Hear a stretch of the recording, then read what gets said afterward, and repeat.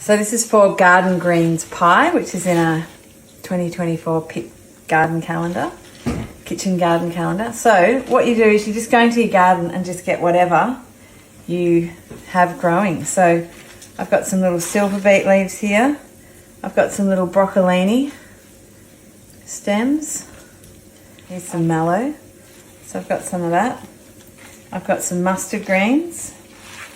I've got some, looks like a bit of rocket. And then I will add, not cook it, but I'll add the mint, the fennel fronds. I've got some parsley.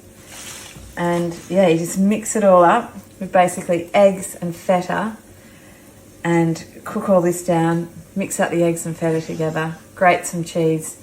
Put it together. Put some pastry in a pie pan. And it is a really healthy meal that's just from bits and pieces in the garden. So check out the calendar for how to make it.